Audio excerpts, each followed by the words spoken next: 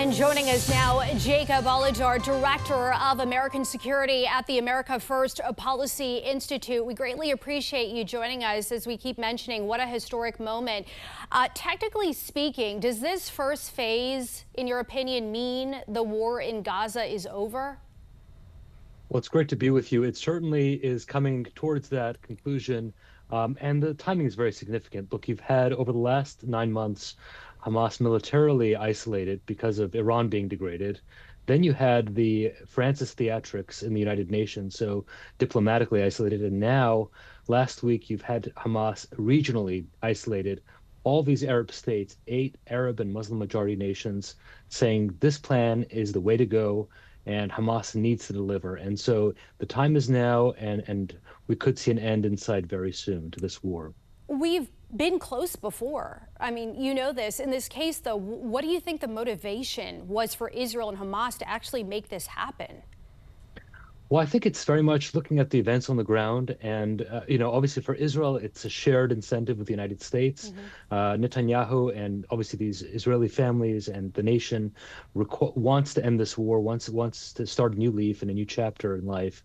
But, for Hamas, there really is no option. And there's no survival politically or otherwise for the group. And so this is the only way. And that's the message that you've seen Qatar and Turkey deliver very sternly to the group. I want to get to Hamas in just a moment because you do touch on a very important point. But while I've got it fresh on my mind, obviously the hostages, a huge part of this. President Trump has said the release of hostages is a priority. As you heard Ryan mention earlier, initial plans called for the weekend for the release of those hostages. Do you think that is realistic, or do you see unforeseen delays? Well, with Hamas, anything is possible, of course. But what I've been hearing is Friday or Saturday, Hamas is slated to release all of the living hostages. That, of course, will be a tremendous event. And then, of course, the president is now confirmed to be speaking at the Knesset on Sunday. So I think a lot will be happening in the next few days. We'll learn a lot. And then, of course, phase 2 will begin in terms of the return of the deceased bodies. And so, anything can happen between now and then. But, of course, that's the plan as we know it today. As far as the transition of power goes, what does that look like? What happens to Hamas, their weapons, their existence? Well, so this plan, unlike the others, has called very clearly for an end, for a demilitarization of Hamas, laying down their weapons. You've had an interim power set up there as part of this day after plan with Tony Blair at the helm. You've also had the Board of Peace announced as part of this plan with the president, Tony Blair, and others as part of it. So it's a very different look at what happens in Gaza, almost as if it's really about the region itself, with Gaza as one microcosm of it. So of course, waiting to see those first 2 stages play out will be determinative, of course, of what happens next. Obviously, this is phase 1, a very important, obviously, first step. It sounds like a good first step, but a lot to still unpack. Jacob Olidort, Director of American Security at the America First Policy Institute, thank you for joining us tonight at the National News Desk. Appreciate it.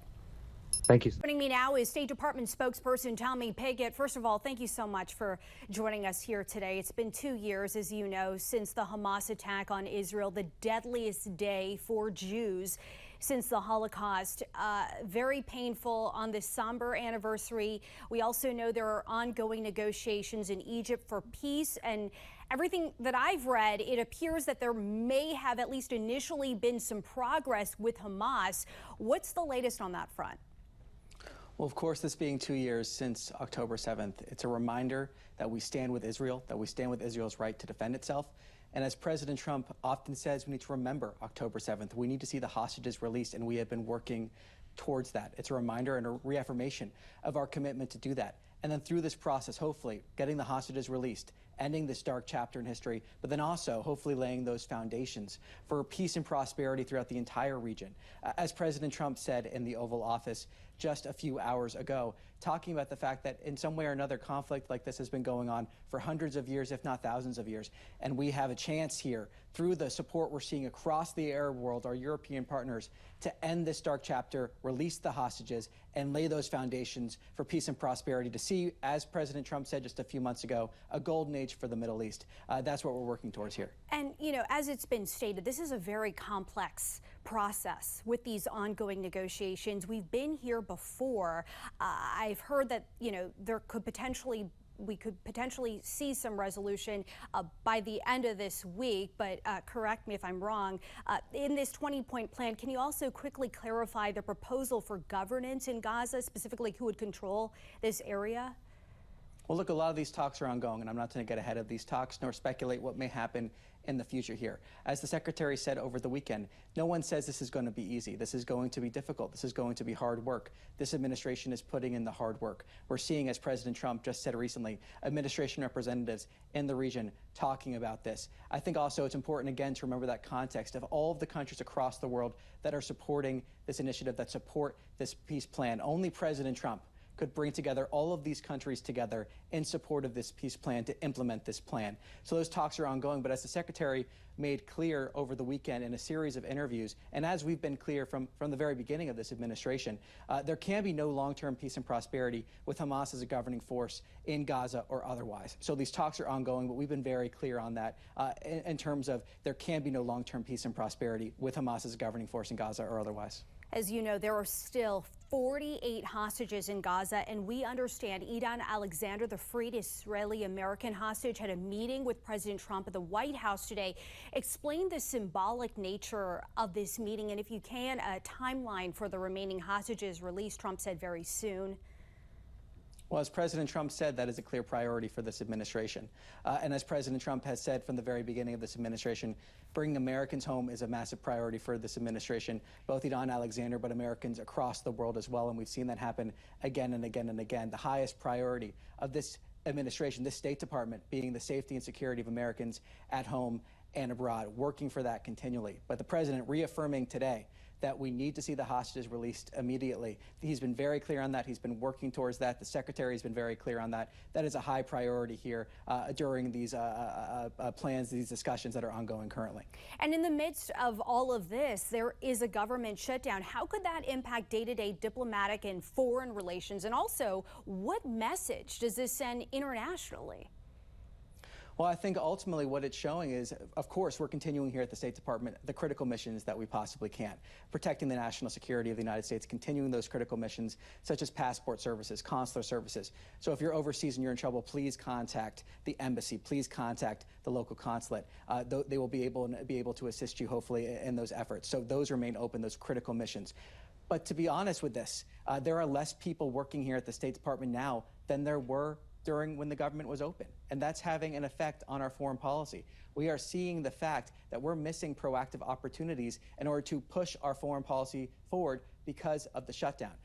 And what that means is a lot of these issues we're seeing in the news from day in and day out are often the result of hard work happening at the State Department for many months. And we're missing a lot of those proactive opportunities because some critics of this administration voted to shut down the government. And make no mistake on this, President Trump wants the government to open. He wants the continuing resolution to pass. He does not want this government to be shut down. But critics in Congress are instead insisting on shutting down the government. Well, speaking of diplomatic relations, the Trump administration, as you know, has ramped up deadly attacks on alleged drug boats off the coast of Venezuela. Trump reportedly called off diplomatic outreach to Venezuela. The U.S. is already now in a non-international armed conflict with drug cartels. Can you shed some light on that? Is de-escalation feasible? Well, I'm not going to comment on those reports from anonymous sources. What I can say, though, is that we have a policy of stopping the flow of deadly drugs into the United States. And what I can say from the State Department's perspective is we have taken concrete steps to get that done, including designating certain cartels as foreign terrorist organizations, combating illegal immigration, making sure we have tools available to stop the flow of deadly drugs into the United States. One of the largest causes of death of Americans aged 18 to 45 are overdoses, fueled largely by fentanyl overdoses. So we are committed to stopping the flow of deadly drugs into this country, and the president has made that clear.